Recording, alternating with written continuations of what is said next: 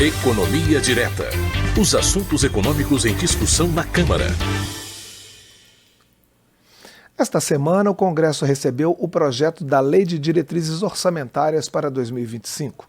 A LDO estabelece as regras para a elaboração do orçamento do ano seguinte. Nós estamos aqui com a repórter Silvia Munhato, que vai falar um pouco sobre isso. Silvia, bom dia, obrigado pela presença. Bom dia, Cláudio. Parece que a maior novidade nessa LDO é a alteração nos resultados fiscais para os próximos anos, é isso? Foi isso mesmo, né? Porque houve uma mudança na trajetória dos resultados fiscais positivos das contas públicas para os próximos anos. O resultado positivo é aquele que quando as receitas superam as despesas, né? E você consegue economizar alguma coisa para controlar um pouco mais a dívida pública, que este ano deve fechar em 76,6% do PIB, que é o Produto Interno Bruto, que seria o conjunto de tudo que é produzido no país em um ano. Para 2025, a estimativa anterior, a estimativa, para se ter uma ideia do total do PIB, né, é de 12,4 trilhões de reais. Então, a dívida, se é 76%, vai dar algo em torno aí de 9,5 trilhões. Mas voltando então aos resultados anuais das contas públicas, né, para 2024, a meta do governo, que foi aprovada no Congresso, é de zerar o déficit das contas. Então, equilibrar receitas e despesas, né, porque em 2023 a gente teve um déficit de 230,5 bilhões de reais. Esse total representou aí 2,1% do PIB. Pois bem, no ano passado o governo, além de dizer que pretendia então zerar o déficit deste ano, estimou um superávit de 0,5% do PIB para 2025 e de 1% para 2026. O que a LDO fez? Ela trouxe uma revisão dessas metas, né, para uma previsão de superávites aí mais modesta, um crescimento de superávites mais gradual. Repetiu o resultado zero em 2025 e em seguida ter superávites aí de 0,25% em 26%, de 0,5% em 27% e de 1% em 28%. Com isso, a dívida vai subir, então, para cerca de 80% até 2027, mas a equipe econômica acha que a partir daí nós vamos ter um cenário de queda ou de estabilização dessa dívida, né? E por que houve essa mudança? Por que aconteceu? Bom, desde um ano passado, os analistas do mercado financeiro eles vêm dizendo que seria difícil cumprir mesmo zerar o déficit deste ano.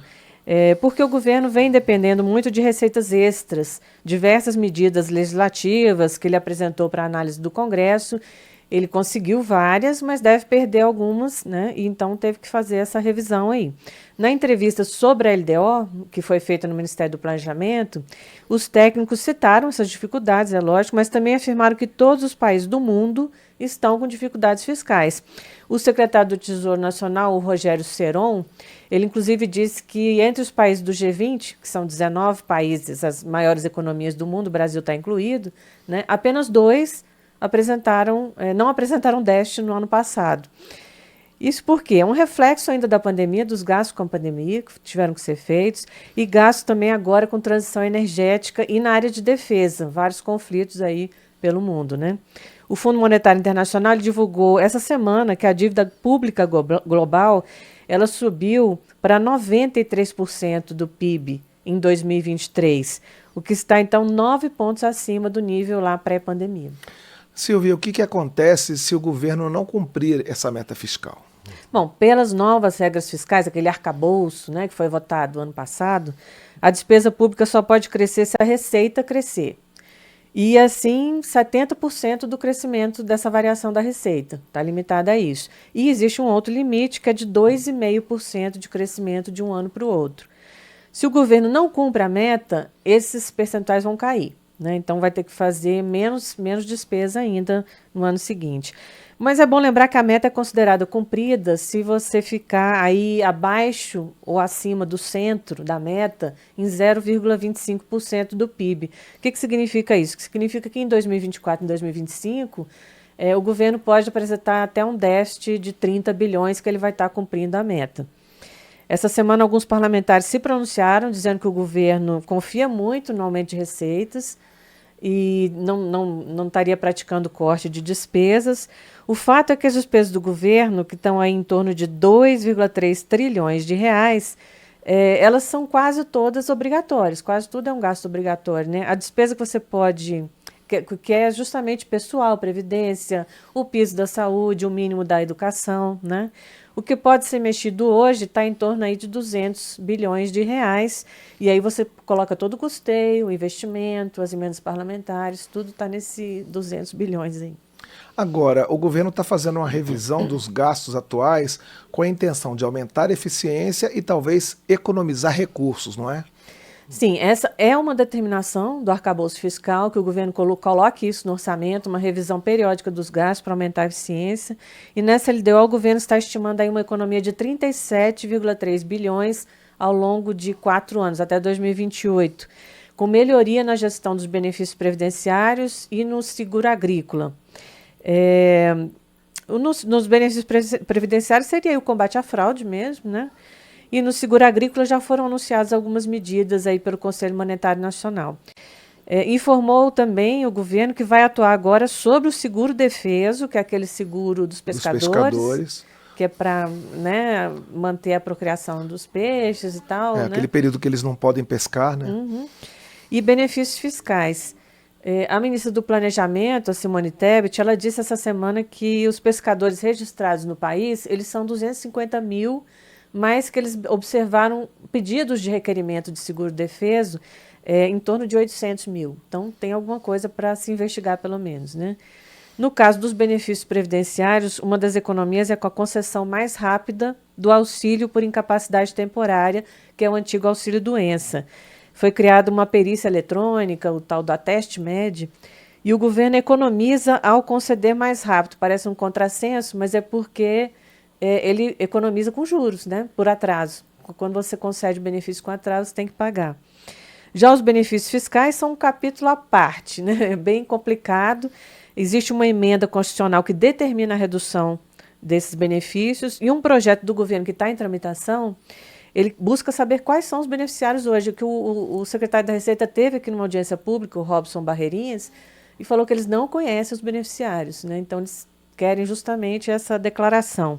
São 60 tipos de benefícios, isso vem também na LDO, na Lei de Diretrizes Orçamentárias, e quase 46% eles estão concentrados em 3 tipos de benefícios. O simples, para pequenas empresas, agricultura e isenções do imposto de renda da pessoa física.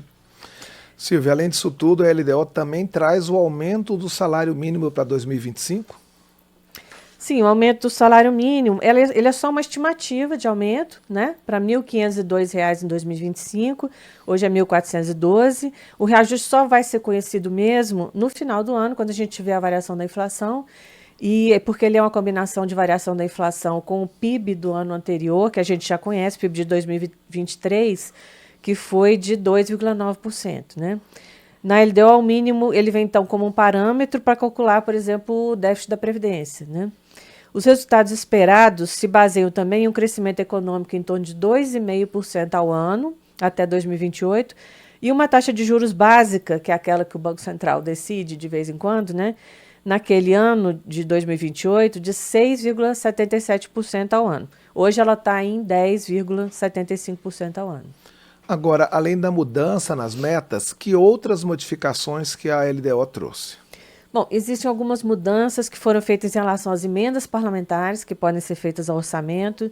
O texto propõe que todas as emendas sejam destinadas prioritariamente a projetos em andamento, investimentos em andamento, obras. Quando elas se referirem a novos investimentos que precisem de mais de um ano de execução, ou quando já tenham sido iniciadas por um parlamentar, elas deverão ser repetidas todo ano até que sejam concluídas. E até agora essa regra valia apenas para emendas de bancadas estaduais. E como a gente sabe, as emendas parlamentares ao orçamento elas também podem ser individuais, né, de autoria dos deputados e senadores, e de comissões permanentes da Câmara e do Senado.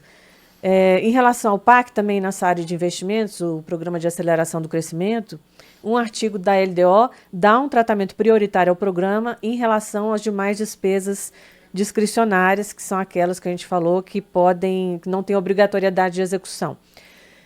Também são priorizados os pagamentos de contrapartidas de parcerias público-privadas. E no artigo que trata da reserva de recursos para emendas parlamentares de execução obrigatória, que são aquelas individuais e de bancadas estaduais, o governo reserva um recurso todo ano para isso. O governo propõe que metade do valor das emendas de bancadas estaduais seja destinado para ações e serviços de saúde. Hoje, esse direcionamento ele só é obrigatório para as emendas individuais, então o governo está tentando alcançar aí também as emendas de bancada. Ok, Silvia Munhato, muito obrigado pela sua participação aqui no painel eletrônico. Obrigado você.